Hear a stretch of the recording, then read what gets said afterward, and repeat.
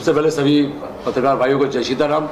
मंच पे विराजमान हमारे आदरणीय पूजनीय श्री चंद्रांशु महाराज जी को प्रणाम करता हूँ।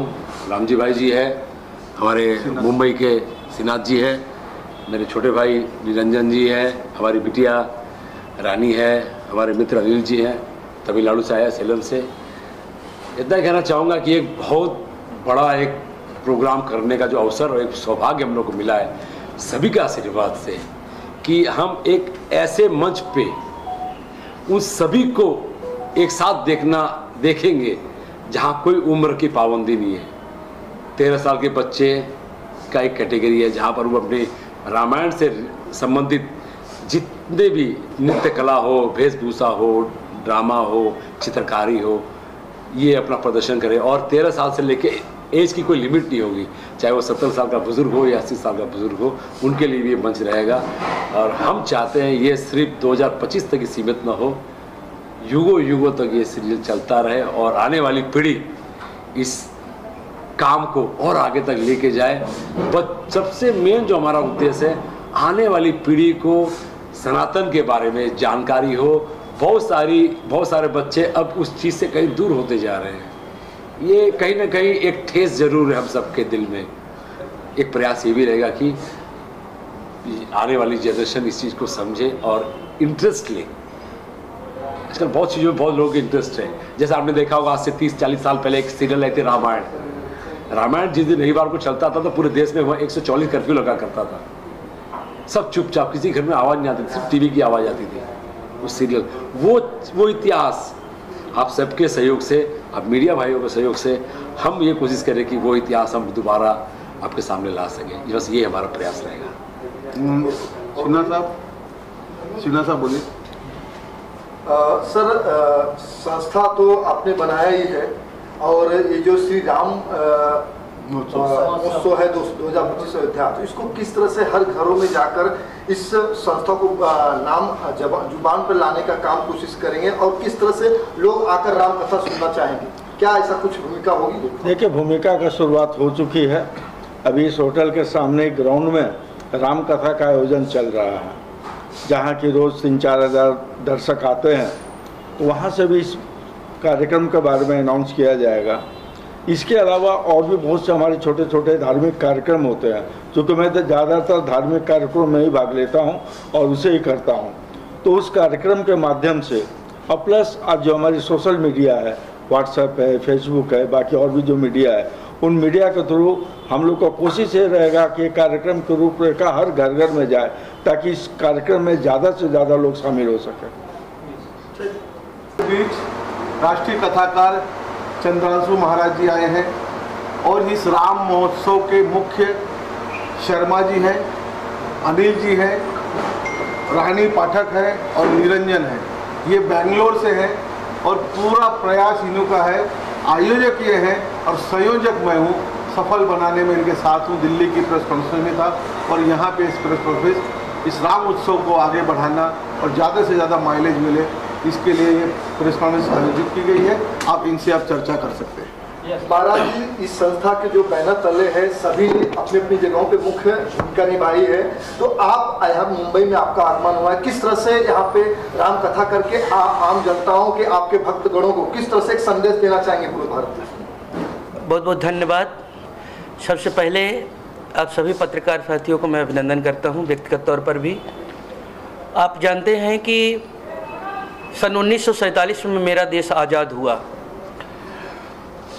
मुगलों के आक्रांताओं के चंगुल से अभी भी कहीं बाकी है। अंग्रेज़ों के द्वारा तो हम लोग कहीं आज़ाद हुए, पर सांस्कृतिक लड़ाई बाकी थी। आप सबको याद होगा कि हमारे सनातन धर्म को मानने वाले, आंदोलन करने वाले जितने भी कारसेवक थे या उनके अग्रणी भूमिका निभाने वाले लोग थे, उस समय उन्होंने कहा था कि प्रमुख रूप से हमारे 3 स्थानों को दे दो। एक तो अयोध्या का राम मंदिर दे दो, काशी विश्वनाथ दे दो और तीसरा मथुरा कृष्ण जन्मभूमि दे दो। लगभग 550 वर्ष और 76 वर्षों तक राम जन्मभूमि की लड़ाई लड़ते रहे। आप सबसे कुछ छुपा नहीं है। सरजू जी की धारा, खून की धारा बही। कारसेवकों ने, राम भक्तों ने अपने प्राणों की आहुति दिया।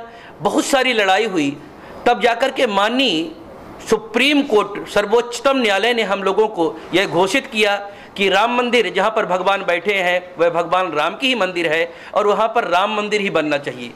उसके परिणाम स्वरूप भव्य राम मंदिर का निर्माण प्रारंभ हुआ और विगत वर्ष 2023 22 जनवरी को अपने भव्य मंदिर पर मर्यादा पुरुषोत्तम भगवान राम अपने बाल रूप में वहाँ पर विराजमान हो गए। आप सभी लोग जानते हैं कि हम लोग भगवान की रामनवमी जैसे मनाते हैं वैसे हर साल रामनवमी जन्मोत्सव राम का मनाते हैं। ये प्राण प्रतिष्ठा हमारे देश की सांस्कृतिक लड़ाई की सबसे बड़ी जीत थी, जो लगभग पहला ये विजय हमारे सनातन संस्कृति के द्वारा, हिंदुओं के द्वारा, राम भक्तों के द्वारा, कार सेवकों के द्वारा हम लोगों ने जीता और भव्य राम मंदिर पर भगवान राम बैठे।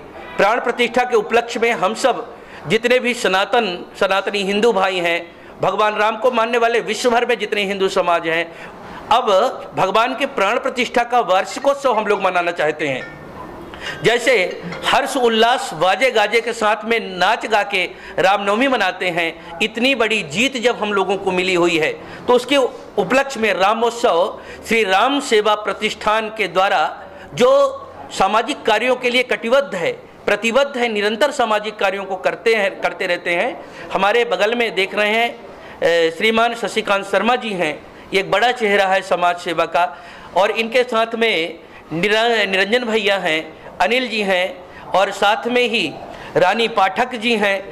सर्वोच्च भूमिका निभाने वाले हमारे प्रिय भैया राम कुमार पाल जी, राम जी भाई जी हमारे साथ में हैं। ये पूरी टीम मिला करके और हम सब लोग जितने लोग हैं ये उत्सव मना रहे हैं देश की एकता के लिए, अखंडता के लिए, अपनी विरासत के लिए। और सबसे बड़ी बात, पंडित दीनदयाल उपाध्याय जी ने, जिसको आप लोग अंत्योदय नाम से जानते हैं, उन्होंने कहा था पंक्ति में खड़ा अंतिम व्यक्ति का उत्थान भारत का सर्वांगीण उत्थान है।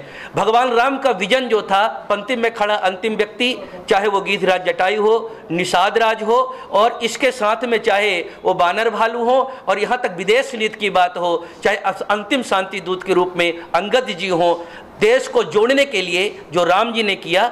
अगर अयोध्या में रहते, कहीं वो राजा बन जाते तो केवल अयोध्या के राम बनते, पर जब 14 वर्ष वनवास जाकर के सभी को जोड़ करके वापस लौट करके आए तो जन जन के राम, प्राणी मात्र के राम और राजा राम के रूप में प्रतिष्ठित हो गए, जिसको महात्मा गांधी ने कहा था कि आज़ादी के बाद में राम राज्य की परिकल्पना साकार करेंगे। शायद राम मंदिर का निर्माण केवल एक मंदिर का निर्माण न होकर के संपूर्ण राष्ट्र मंदिर का निर्माण है, और राम राज्य की परिकल्पना, हिंदू राष्ट्र की परिकल्पना और राम के आदर्शों की परिकल्पना अब साकार होकर के रहेगी।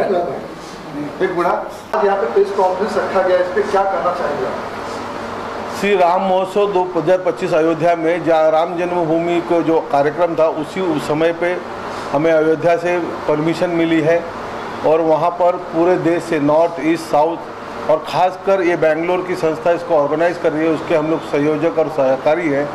तो पूरे देश से लोग वहाँ पे आएंगे, और योगी जी ने भी परमिशन दे दी है, हिमांशु विश्वकर्मा ने भी इसमें प्रॉमिस किया है कि इतने बड़े उत्सव में आपके साथ शामिल होंगे, और बहुत उच्च लेवल का उत्सव है, और रामलला अवार्ड भी वहाँ पे 2025 में दिया जाएगा। ये ऐसी हमारी सोच, और इसी के लिए प्रेस कॉन्फ्रेंस रखी है, और हमारे कुछ लोग अभी आ भी रहे हैं। सर, कितने लोग उसमें शामिल होंगे सर? इसमें साउथ से काफ़ी लोग हो रहे हैं, नॉर्थ से अभी हम प्रेस कॉन्फ्रेंस आपकी मीडिया के द्वारा सूचित करेंगे, जो भी आएंगे उनका वहाँ स्वागत और सम्मान होगा। सर, काफ़ी लोग देखा जाएगा, नेता लोग भी शामिल होंगे सर? नेताओं में 2 CM का हमको प्रॉमिस मिला है, आगे मिल जाएगा, अभी समय है काफ़ी। 22 जनवरी 2025 का कार्यक्रम है रामलला उत्सव। सर, लोगों को क्या आग्रह करना चाहते हैं कि लोगों से यही कहना चाहेंगे कि जो अभी एक रहेंगे तो सेफ रहेंगे वाले मामले के हिसाब से, और आपको वहाँ पे आज अयोध्या, आज 5 लाख लोग रोज दर्शन कर रहे हैं अयोध्या में।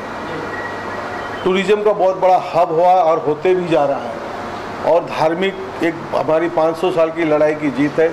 इसी के लिए राम महोत्सव का वहाँ पर कार्यक्रम आयोजित कर रहे हैं। सर, जिस तरह से राम मंदिर महोत्सव हुआ, मंदिर बना, तो श्री राम महोत्सव का किस तरह से आप लोग का आगे का रणनीति रहेगी? श्री राम महोत्सव उन्हीं के तर्ज पे है। इस बार सरकार ने कोई डिक्लेयर नहीं किया है करने के लिए, तो हमें मौका दिया चंपक राय जी ने कि आप करिए, और आपको हमारा समर्थन रहेगा, और हमारे संपर्क भी हैं, अच्छे हैं, उनका आशीर्वाद हमारे ऊपर है। और हम अच्छा ही काम कर रहे हैं तो अच्छे काम के लिए, धर्म के काम के लिए और एक 500 साल की लड़ाई की जीत के उत्सव को मनाने जा रहे हैं तो कोई भी सहकार करेगा। रूपरेखा किस तरह से रहेगी?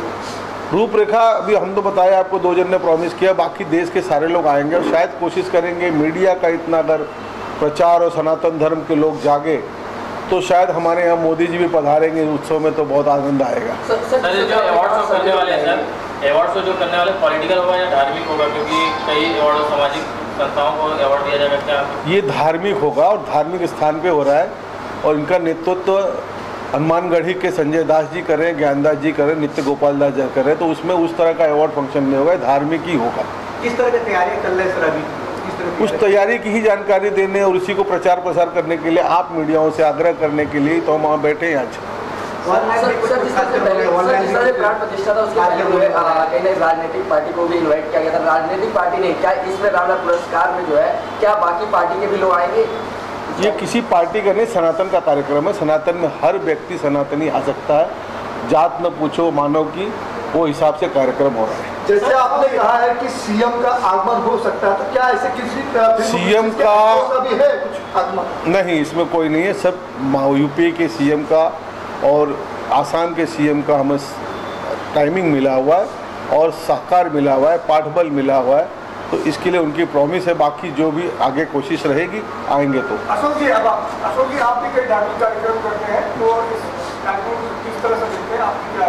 देखिए, ये जो कार्यक्रम किया जा रहा है इसका सबसे बड़ा उद्देश्य जो है कि हमारे युवा वर्ग को इस सांस्कृतिक और कुछ कल्चरल प्रोग्राम के माध्यम से सबको जोड़ा जाए और जो कार्यक्रम के रूपरेखा भी रखा गया है, जैसे कि राम का ड्रेस, राम के पात्र, राम के चरित्र, राम के ऊपर म्यूजिक, उनके ऊपर ड्राइंग, सभी तरह के कंपटीशन होंगे। इसके लिए एक WhatsApp number all over India दिया जाएगा, व्हाट्सएप नंबर चलाएगा, उस पर भेजेंगे। उसमें से जो भी लोग सेलेक्ट होंगे और पार्टिसिपेंट करने के लिए आएंगे, उसमें से 6 लोगों को अलग अलग पुरस्कार दिया जाएगा। लेकिन ये कार्यक्रम टोटल धार्मिक कार्यक्रम है। राम मंदिर स्थापना होने के प्रथम वर्ष के उपलक्ष्य में ये प्रथम कार्यक्रम है और इसका पॉलिटिक्स से कोई लेना देना नहीं है। इसका मेन जो उद्देश्य हमारा यही है कि जो लोग बच्चे रह गए हैं, राम के बारे में नहीं जान रहे हैं और हमारी युवा पीढ़ी जो कुछ गलत रास्तों पे जा रही है, लेकिन मुझे कहते हुए बहुत खुशी हो रही है। आज जिस तीर्थ स्थल पे जाइए हमारे युवाओं की संख्या बहुत ज़्यादा है वहाँ पे, तो हम लोग का टारगेट यही है कि जो भी और बच्चे रह गए हैं सब लोग वहाँ पे आए और राम दर्शन भी करें और राम महोत्सव में भाग भी लें और ये कार्यक्रम को सफल बनाने के लिए हम लोग पूरे जी जान से लगे हुए हैं। अशोक सर, जिस प्रकार से आपके मित्र राम जी हैं और जिस प्रकार से हमेशा तक कुछ भी हो भगवान का यूपी से लेकर दिल्ली तक हमेशा जुड़े रहते हैं, आपका कहना क्या इसके बारे में? भाई देखिए, हर व्यक्ति का जीवन का कुछ उद्देश्य होता है। राम भाई का उद्देश्य एक ही है कि धर्म के माध्यम से लोगों को जुड़ो और उस माध्यम से जुड़ने का सबसे बड़ा फायदा ये होता है कि वहाँ लोग बिना स्वार्थ के एक दूसरे से जुड़ते हैं और जहाँ भी बिना स्वार्थ से एक दूसरे से जुड़ते हैं वहाँ पे एक प्यार मोहब्बत बना रहता है सब में।